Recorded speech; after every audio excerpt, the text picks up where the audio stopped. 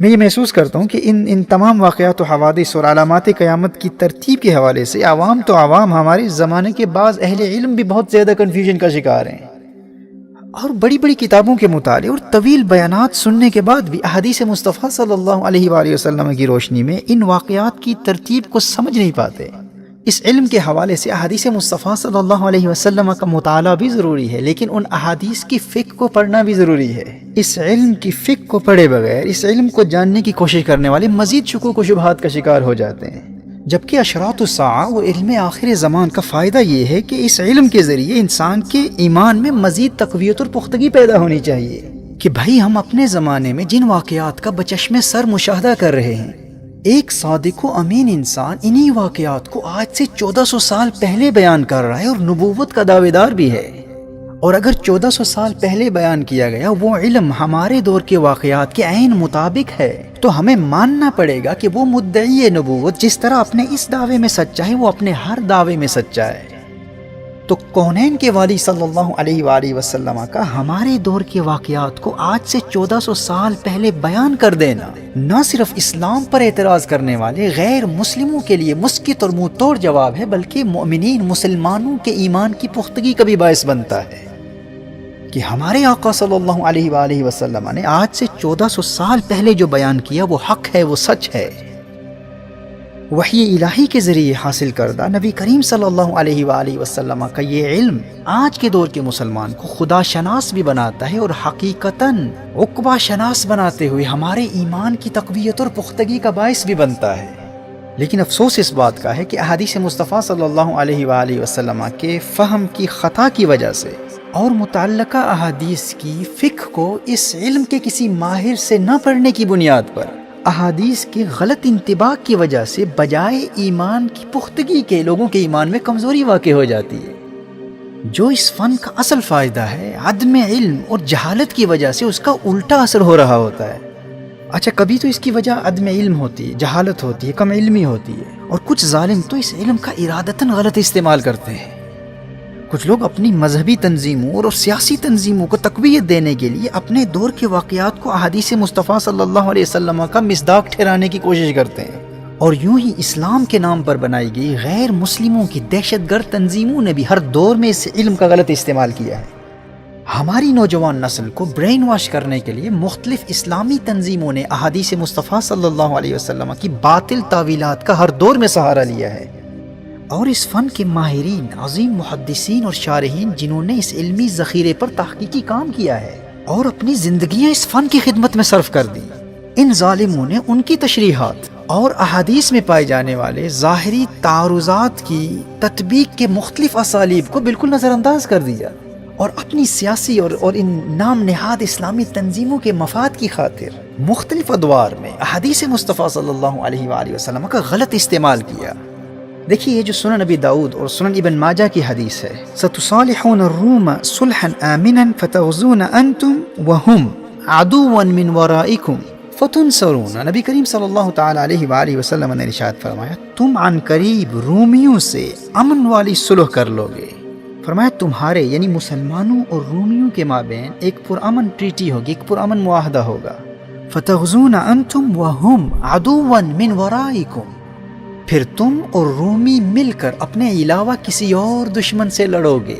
اور تم مدد کیے جاؤ گے، اور تم مال غنیمت حاصل کرو گے، تم سلامت رہو گے۔ اب غور کیجیے گا کہ ایک زمانے میں اس حدیث کی وضاحت یوں کی گئی تھی، سوویت یونین وار کے دوران جب افغانستان میں مسلمانوں نے امریکہ کے ساتھ مل کر رشیا کے خلاف، روس کے خلاف جنگ لڑی تھی، تو کہا گیا تھا کہ یہ جنگ اس حدیث کا مصداق ہے، کیونکہ اس میں مسلمان امریکہ کے ساتھ مل کر کسی تیسرے دشمن کے خلاف جنگ لڑ رہے ہیں۔ یہ جنگ سوویت یونین کے خلاف تھی، یعنی روس کے خلاف۔ اب چونکہ حدیث میں روس کا ذکر نہیں ہے، رشیا کا ذکر نہیں ہے، تو کہا گیا کہ وہ تیسرا دشمن روس ہے۔ اب چونکہ نبی کریم صلی اللہ علیہ وآلہ وسلم نے مسلمانوں کو مخاطب کیا تھا اور وہ جماعت صحابہ تھی، وہ اہل حق تھے، فرمایا رومیوں کے ساتھ اتحاد کر کے تم لڑو گے، یعنی اہل حق مسلمان لڑیں گے۔ تو 1400 سال گزرنے کے بعد لوگوں نے یہ استدلال کیا کہ یہ روس کے خلاف امریکہ کے ساتھ اتحاد کرنے والے مسلم یہی اہل حق ہیں۔ ان نادانوں نے یہ ثابت کرنے کی کوشش کی کہ امریکہ کے ساتھ اتحاد کر کے روس کے خلاف جنگ لڑنے والے مسلم یہی وہ مسلمان ہیں جن کا ذکر نبی کریم صلی اللہ علیہ وآلہ وسلم نے کیا تھا کہ مسلمان رومیوں کے ساتھ مل کر تیسرے دشمن کے خلاف جنگ لڑیں گے، جبکہ اہل علم کے نزدیک یہ واقعہ اس وقت رونما ہوگا جب امام مہدی رضی اللہ تعالیٰ عنہ کا ظہور ہو چکا ہوگا، اور وہ جنگ امام مہدی رضی اللہ تعالیٰ عنہ کی قیادت میں لڑی جائے گی۔ اور یہاں اس حدیث کو سوویت یونین کے خلاف لڑی گئی جنگ پر چسپاں کیا جا رہا ہے۔ اب اس حدیث کی اس توجیہ کو سننے والوں نے اس بات پر غور کرنے کی کوشش ہی نہیں کی کہ یہ حدیث مصطفیٰ صلی اللہ علیہ وسلم کس دور کی جنگوں پر دلالت کر رہی ہے۔ کیا یہ قبل ظہور امام مہدی کا واقعہ ہے یا اس جنگ پر دلالت کر رہی ہے جس میں امام مہدی رضی اللہ تعالیٰ عنہ خود موجود ہوں گے؟ اور یہ جنگ تو اس زمانے میں لڑی گئی جب امام مہدی کا ظہور ہی نہیں ہوا تھا۔ تو جو شخص ان احادیث کی فقہ کو جانتا ہے وہ کبھی اس فکری اور ذہنی ارتباک و تشویش کا شکار نہیں ہوگا، اسے اس حوالے سے کبھی مغالطہ نہیں ہوگا۔ اسی طرح جب گلف وار ہوا، جنگ خلیج کے دوران، جہاں ایک طرف عراق تھا اور دوسری جانب امریکہ کے ساتھ کویت اور سعودی عربیہ، مصر، فرانس، ریاستہائے متحدہ اور مسلم دنیا کے بڑے بڑے ممالک تھے، تو ایک طبقے نے کہا کہ اس حدیث میں مسلمانوں سے مراد سعودی عرب اور کویت اور دیگر مسلم ممالک ہیں، اور چونکہ حدیث میں ہے کہ مسلمان رومیوں کے ساتھ صلح کریں گے، تو اس حدیث میں رومیوں اور عیسائیوں سے مراد امریکہ اور دیگر ممالک ہیں، اور جس تیسری قوت کا حقیقی مسلم امریکہ اور رومیوں کے ساتھ مل کر مقابلہ کریں گے وہ تیسری قوت عراق ہے۔ اور امریکہ کی زیر قیادت عراق کے خلاف کی گئی اس جنگ میں کویت، سعودی عربیہ اور ان کے ساتھ تمام محارب اور تمام اتحادی مسلم ممالک اہل حق ہیں، اور حدیث میں نبی کریم صلی اللہ علیہ وآلہ وسلم نے انہی مسلمانوں کو مخاطب کیا تھا، اور یہی مسلم اہل حق ہیں، اور وہ تیسری دشمن طاقت عراق ہے۔ اب آپ دیکھ سکتے ہیں کہ لوگ کس طرح اپنے ذاتی مفادات اور تنظیمی اور تحریکی مفادات اور سیاسی نظریات کے پرچار کی خاطر احادیث کا غلط استعمال کرتے ہیں، جبکہ یہ حدیث تو اس دور کے متعلق ہے جب امام مہدی کا ظہور ہو چکا ہوگا اور امام مہدی کے پرچم تلے تمام مسلم دنیا متفق ہو چکی ہوگی۔ اسی طرح آج UAE کا امریکہ کے حق میں اسرائیل کے وجود کو قبول کر لینا، یا جب بھی سعودی عربیہ، UAE یا کوئی بھی اسلامی ملک امریکہ وغیرہ کا ساتھ دے کر باقی تمام مسلم دنیا کی مخالفت کرتا ہے، تو کچھ نادان ان ممالک کے رومیوں کے ساتھ اتحاد کو اس حدیث سے جسٹیفائی کرنے کی کوشش کرتے ہیں۔ انہی احادیث کا سہارا لیا جاتا ہے اور تاثر یہ دیا جاتا ہے کہ رومیوں کا ساتھ دے کر باقی مسلم دنیا کی مخالفت کرنے والے مسلمان اس حدیث کی روشنی میں اہل حق ہیں، اور باقی تمام مسلم دنیا وہ تیسری قوت ہے،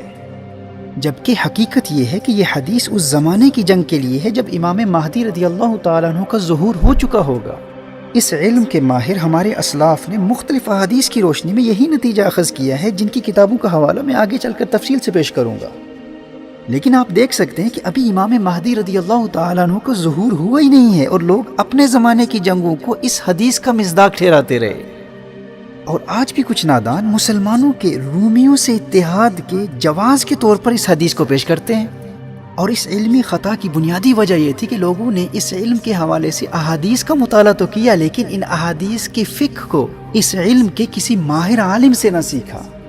اور ہوتا کیا ہے، جب ان جنگوں کا نتیجہ وہ نہیں نکلتا جو نبی کریم صلی اللہ علیہ وآلہ وسلم کی احادیث میں بیان کیا گیا ہے، تو بجائے ایمان کی تقویت کے ایمان میں کمزوری واقع ہوتی ہے، جبکہ اس علم کا فائدہ یہ تھا کہ اس علم سے ایمان میں مزید مضبوطی پیدا ہو۔ لیکن ایک عام انسان یہ فرق کر ہی نہیں پاتا کہ یہ حدیث میں یہ بیان کیا ہی نہیں گیا، یہ حدیث بیان کرنے والے کا اپنا ذاتی نقطہ نظر ہے۔ بعض لوگوں کا یہ جنون ہوتا ہے کہ جب بھی کوئی نیا واقعہ رونما ہوتا ہے تو اس پر کوئی نہ کوئی حدیث چسپاں کر دیتے ہیں، جس کے نتیجے میں حدیث میں تشکیک پیدا ہوتی ہے۔ اسی طرح صحیح مسلم کی وہ حدیث سیدنا جابر بن عبداللہ رضی اللہ تعالیٰ عنہ کی روایت کے حوالے سے، جس میں عراق اور شام میں رومیوں کی جانب سے ایک اقتصادی حصار، سینکشنز یا معاشی پابندیاں عائد کرنے کا ذکر ہے،